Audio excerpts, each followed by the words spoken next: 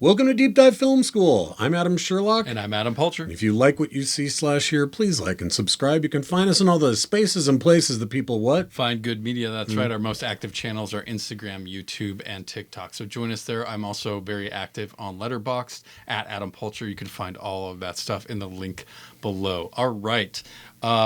Today we are doing that one scene from Adrian Lyne's 1990 thriller with Tim Robbins. Jacob's Ladder, baby. This is, Elizabeth Pena's in this. Danny Aiello is also in this movie. It's been a while since I've seen this, but I forgot what a master line can be. God, he has yeah. Some great moments. When he's good, right? I'm one of those people that really enjoyed his remake of Lolita. I actually think it's pretty good it's a too. really the good original film. Is hard to beat, but Fatal Attraction, of course. Yeah. I mean, Fatal Attraction actually and this have a lot in common. I agree. When in Fatal Attraction, when Michael Douglas first goes to Glenn Close's apartment, it has the same sort of descent into hell via sort of New York.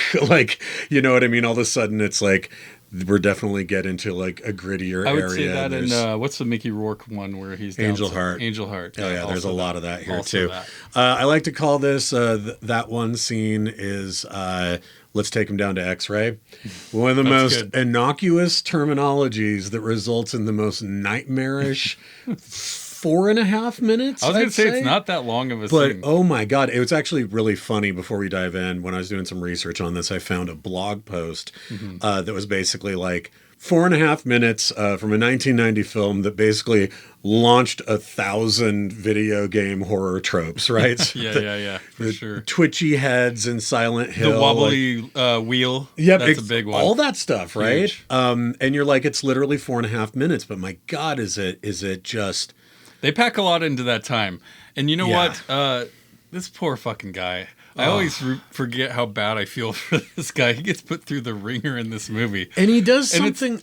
There's a lot of actors that can be afraid. There's something about Tim Robbins in this where it's like, you think about those nightmares that you've had where you wake up crying. You're so scared that you're just whimpering. And it's like, he embodies that so well that you're just like, you feel so bad for him because like everything that's happening is just this nightmare he can't wake up from. Yeah, I mean, this is the nightmare hospital, but he's a war vet. He has massive PTSD, Agent Orange, dead kid. His life has fallen apart. His back gets hurt. He gets kidnapped by a car. Gets beat up by Santa. Yeah, Santa steals his wallet. Santa Claus. That's the one actually like pretty great little line that's in there. That's true. Pretty damn funny. Yeah. But yeah, it is. And there's a handful of other really potent, terrifying images in this movie. I was going to say, Lyne does this in other parts of the movie as well. And what's interesting is, and I remembered this from back when I first really fell in love with this movie. This is one of my favorite horror films of all time. And you've been wanting to do this scene for a while. I have. And I mean, it's and I think the movie is more well known as sort of like a Vietnam / PTSD story that's really like a more modern retelling of, say, what's the Ambrose Bierce story, An Occurrence at Owl Creek Bridge, right? Where the guy thinks that he gets the noose off of him and he runs and he makes it to safety and all that happened in the moment right before he hung and snapped his neck. So definitely it's like, more of a thriller, definitely more of a panic type of movie. And a classic twist at the end, right? This is some Sixth Sense shit, like before Sixth Sense. Spoilers, but yeah. But I think as much as that's well known, and that was really what the main story, the writer Bruce Joel Rubin, when he had the images of hell, he was really going with more traditional like Dante's Inferno. I read this, yes. And it was Adrian Lyne who wanted to do something different, and they actually kind of struggled to get there. But thank God Adrian Lyne won, because what he was looking for was something akin to the paintings of Francis Bacon. And then this is the biggie. The photography of Joel Peter Witkin. And Witkin is one of my favorites. If you don't know his stuff and you're a fan of the Nine Inch Nails music video Closer, almost every cut in that music video is pulled from a Joel Peter Witkin photograph. And I would say the most iconic moment of this Take Him Down to X-Ray scene is also pulled directly from a photograph, which is the legless guy with the hood over his head in that Yes, weird little that's cage. the famous shot. With his head spinning is directly, there's a Joel Peter Wickham show right here. 100%. And it is, I don't know what that thing is. It is tapped into my hyperspeed. subconscious. Yeah. Oh, yeah.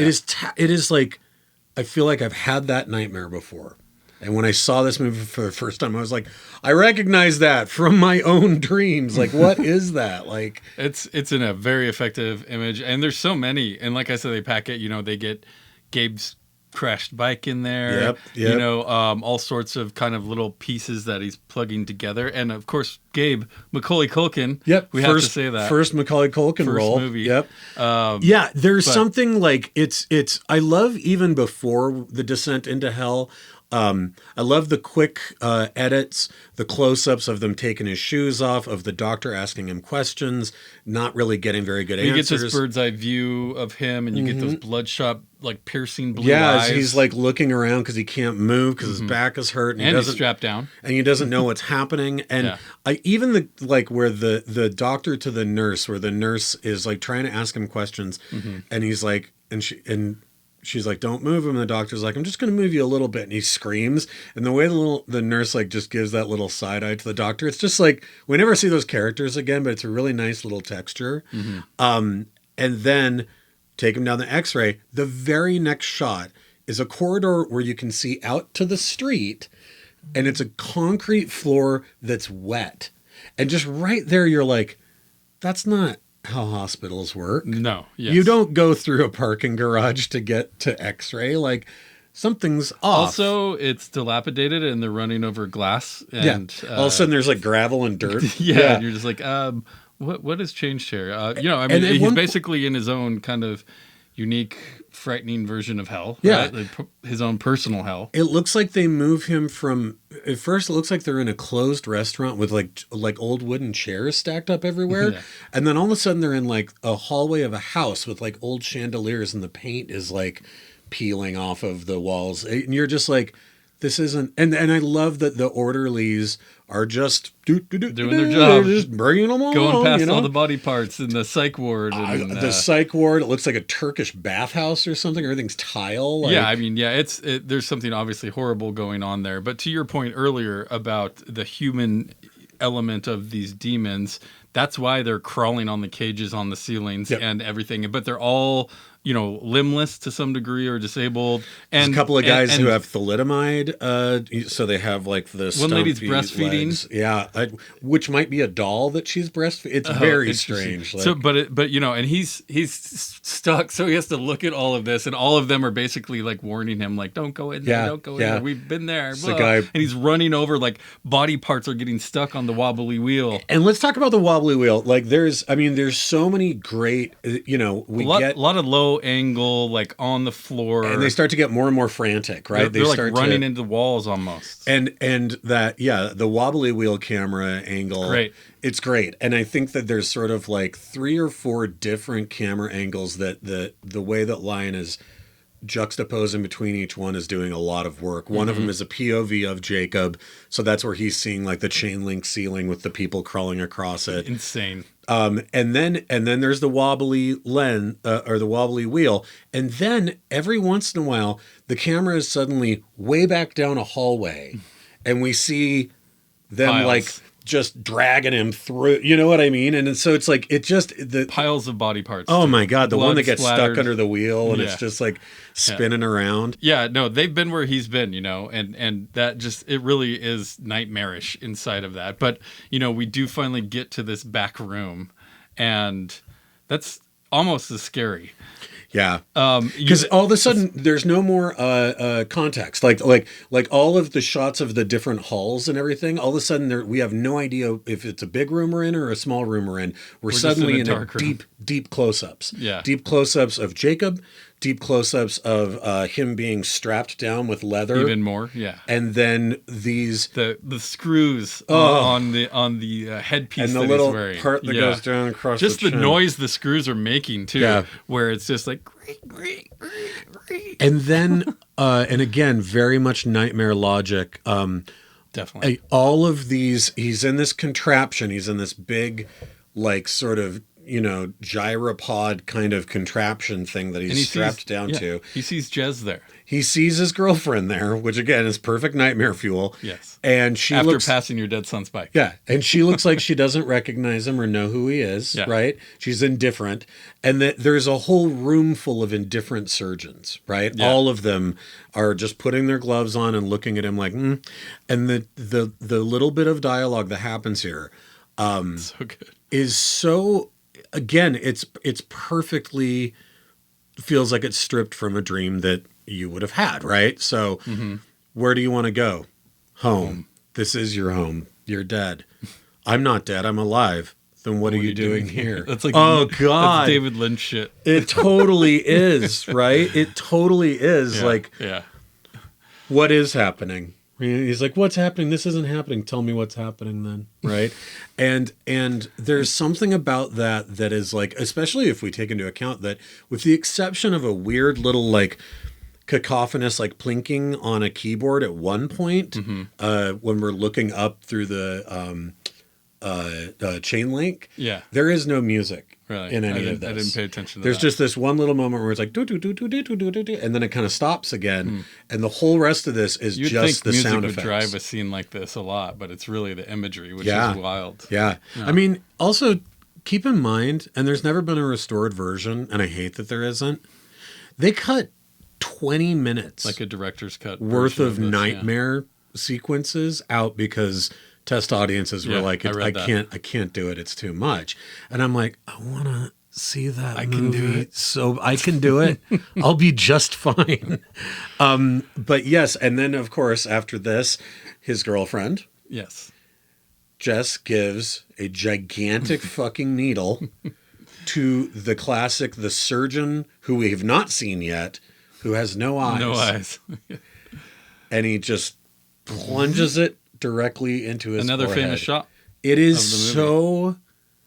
It is like, and I love that there's no. I love how much you love this movie. I really do, and I know that later, like we have Danny Aiello's classic scene, which is absolutely amazing, where he's talking about Eckhart Tolle seeing hell and saying, the demons are really angels that are freeing you from your mortal life. It's burning it away. And really that's taking massage therapists to a new level. I mean, he looks like a big angel, right? He's a chiropractic angel. But I think the fact that like this scene in no other way is ever explained, right?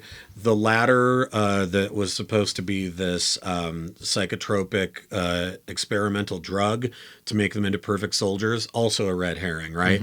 Like all of these things, the layering of reality and non-reality, the fact that Jez is short for Jezebel, right? Yeah. Like who is the woman that he's left with after his whatever angelic wife and his old life is fallen apart. Yeah. It's like Gabe is Gabriel, right? Like of course, there's a lot of biblical. The layers are all there, but then it doesn't tie any of them together because it's like, it doesn't have to, and hell can just be whatever we want it to be. Well, and these hallucinations have been kind of building up and growing over the movie, so it's really been building up to this breakout moment where a lot of it comes together in this scene. I think that's why it's so effective, why we do it. And really, for like a 2 or 3 minute scene, there's a lot in here. It just keeps going. And I think it's because, like, if you think about earlier, another really classic scene is the dance sequence when they're at the party where Jezebel starts dancing with that demon. It's like, it has like a weird wing and it has like a weird goat head. And at one point a horn like sticks up through her mouth, and it's this really like terrifying scene, but it keeps switching back to reality, right? And then you find out, he has a really bad fever, like, right? And so like that kind of it doesn't explain it away, but makes you go, okay, he's an unreliable narrator. Like it could be a lot of other things happening, but this, it's like it just keeps going, and it gets deeper and deeper into hell, where you're finally like, when the surgeon with no eyes has the needle, you're like, can this be a dream? Is there any way that this can be a dream? Like, what the hell is happening? That's an obvious notion, I think, that people can take away. Like, I think this definitely has that, was this whole thing a nightmare, ? Right? To the whole movie. Yeah. So, it is, but that's kind of the fun of it, right? Oh, totally. You kind of have to figure out what you think, and it's so unique. It's so different than any other depiction of evil or hell. Like no one had ever seen anything like this before this movie. You know, again, unless you were a fan of somebody like Wiccan or Francis Bacon, and I think. As a huge fan of both of those guys, yeah. But I found them after the movie, right? So it was okay. I found the movie first as a kid when it came out, and it scared the shit out of me. As a kid, by the way. Yeah, I mean it's on brand for me. But then you pull at those threads and you find all this other cool stuff. And so if you don't know Witkin's work, go check it out. You'll see a bunch of other stuff where you're like, oh, that it's like a taxidermy human face that the rest of the body is made out of vegetables. You're like, I've seen that photograph before. There's like many iconic images. The guy in the dream though, who's just like hyper speed, and he's doing that. Yeah. It's like everything, the little cage he's in, the fact that he doesn't have legs, like it's all there in the Witkin. Amazing. I don't know. Movie. It's just one of those all-timers, and I agree. I link it to Angel Heart. I think there's a lot of similarities there. Mm-hmm. I think I link it to things like Seven.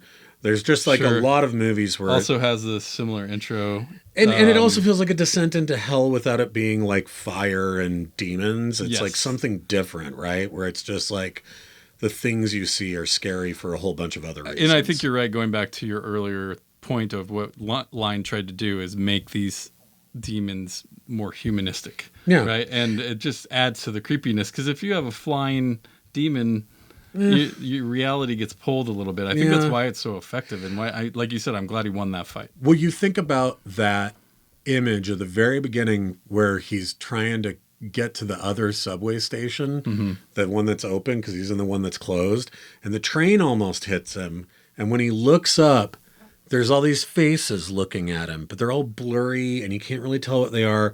And then at the very end, one of them on the back of the train looks like it has a like clear plastic bag over its head. And you're like, yeah, that's not a horns, brimstone, smoke like demon, but it's also something where you would sit and think about that for months. Like, what the hell did I see on the back of that train? Fantastic scene. Good one for October. Yeah, absolutely. Great start to spooky season. Very much so. But we'll continue to do some Halloween themed scenes coming up. We're going to finish off we're going to do a forgotten gem of a Z and Two Knots. Yes. To end out our Peter Granaway Festival for next week. And then, so please join us. Like and subscribe. YouTube, Instagram, TikTok. Those are the most active channels. And you can also follow me on Letterboxd at Adam Pulcher. Follow me there. And thanks for watching. Bye, you guys. See ya.